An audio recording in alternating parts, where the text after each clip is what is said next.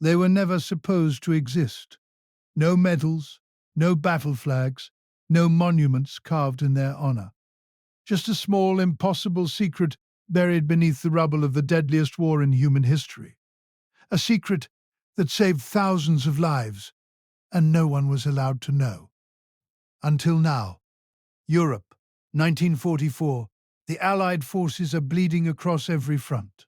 Nazi Germany's war machine, its tanks, its generals, its intelligence networks, is brutal, precise, and merciless. Every movement of Allied troops is being watched. Every troop build-up is analyzed. Every convoy tracked. Eisenhower knows it. And somewhere in a classified briefing room in England, a decision is made that defies every rule of conventional warfare. Don't fight them with firepower. Fight them with fiction. What emerges from that room is one of the most audacious operations in the history of modern warfare.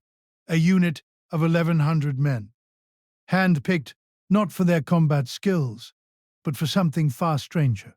Painters, architects, sound engineers, set designers, radio operators with a gift for deception. They are given a name that will never appear in any official dispatch: the Ghost Army. It begins in the dark. Somewhere along the French countryside, miles from any active front, a convoy of trucks rolls silently down a dirt road at 2 a.m. number headlights. The men inside do not speak. They unload crates, and from those crates they begin to pull out what looks, at first glance, like enormous grey ghosts. Inflatable tanks, full-scale rubber replicas of Sherman tanks, artillery pieces, jeeps, and half-tracks, so detailed that from 200 feet in the air, a Luftwaffe reconnaissance pilot would see an entire armored division preparing to strike. The men work fast. The cold August air bites at their hands. They inflate each tank with motorized pumps, then position them in deliberate, militarily logical formations, the way a real armored division would stage itself before an assault. Every angle calculated. Every shadow considered. Sergeant Bill Blass, yes, the same man who will one day become one of America's most celebrated fashion designers, drags a rubber tank into position and stares at it for a long moment. If this doesn't work, he thinks we're all dead men. Meanwhile, inside a sealed communications truck 2 miles away, radio operators are transmitting a storm of false signals.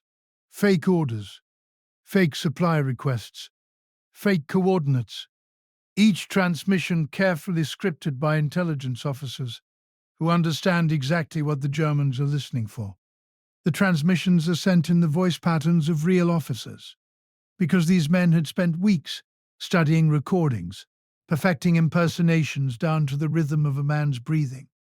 They are building a ghost army out of thin air, and the Germans are listening to every word. The operation escalates.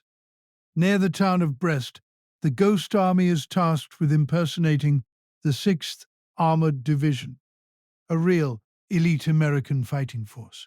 The goal: make the Germans believe the 6th is positioned on the left flank, pinning German reserves in place, while the real attack comes from somewhere else entirely. They deploy everything. Soldiers in fake unit patches drive jeeps through nearby French villages, slowly, deliberately, making sure they are seen. They hang unit insignia in local cafes. They accidentally let coded documents be glimpsed by known German informants. Sound trucks park in the tree lines after midnight and blast pre-recorded audio of tank engines rumbling, metal clanking, men shouting orders, calibrated to carry exactly as far as German listening posts. The fog settles over the fields like a held breath. 1,200 rubber tanks glow faintly in the moonlight. In Berlin, German High Command stares at reconnaissance photographs and sees exactly what the Ghost Army intended: a massive armored buildup, ready to strike. And so the Germans hold their reserves. They wait for an attack that will never come. But then, Something goes wrong. A French civilian stumbles upon the staging area in the grey hours before dawn. He stops, stares at the rubber tank beside him, reaches out and touches it. It flexes. The man turns and runs. The entire operation hangs in silence for 47 agonizing minutes. If he talks, if one German officer gets word, every man in the Ghost Army becomes a target.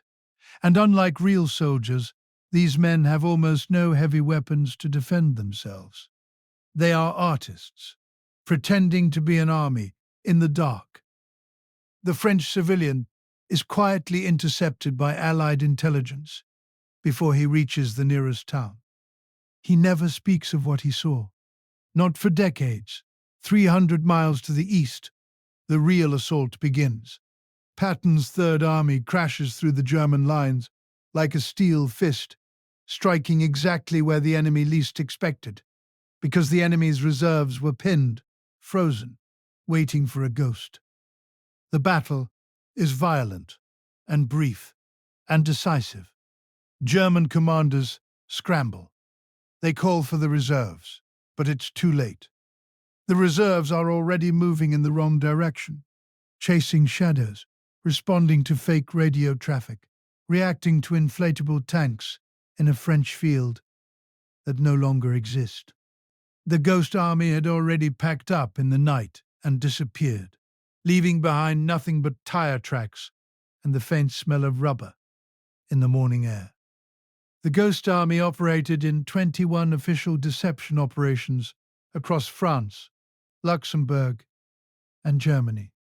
By conservative estimates, their work saved the lives of between 15,000 and 30,000 Allied soldiers. And then, silence. Their records were classified, sealed, hidden for nearly 50 years. The men went home. They went back to painting, to architecture, to fashion, to ordinary life. And when someone asked what they did in the war, they said nothing, because they had been ordered to say nothing. Some took the secret to their graves. History remembers the generals who won the war, but somewhere in the forgotten silence between battles, a man with a paintbrush and a rubber tank changed the course of the world, and no one was ever allowed to know his name.